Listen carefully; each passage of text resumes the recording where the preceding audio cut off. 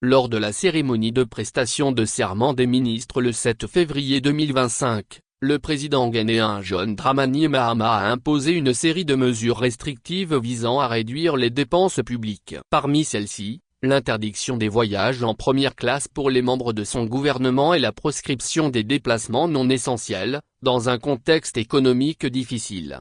Les déplacements non essentiels sont également proscrits afin de réduire les dépenses, a annoncé le chef d'État. Toute trace de richesse et de style de vie somptueux doit être évitée, a ajouté John Dramani Mahama. Les ressources avec lesquelles vous travaillerez appartiennent au peuple ghanéen qui nous a portés au pouvoir. Ces ressources ne doivent pas être gaspillées dans l'opulence et l'extravagance, a-t-il insisté. Le peuple ghanéen traverse une période difficile, conséquence de la mauvaise gestion économique des 8 dernières années, a indiqué le président. Notre tâche est de travailler pour le sortir de ce trou, et non pas pour l'aggraver davantage, a-t-il martelé. Le président Mahama a justifié ces mesures en insistant sur la nécessité de faire preuve de sobriété face à une gestion économique jugée catastrophique durant les 8 dernières années. Il a déclaré que les ressources dont dispose son gouvernement appartiennent au peuple ghanéen, et que leur utilisation doit être rigoureuse et alignée sur l'intérêt général, évitant toute forme de gaspillage. L'interdiction des voyages en première classe et la limitation des déplacements non essentiels s'inscrivent donc dans une stratégie plus large de réduction des dépenses publiques. Une bonne initiative qui va permettre au pays de faire des économies. Sous d'autres cieux,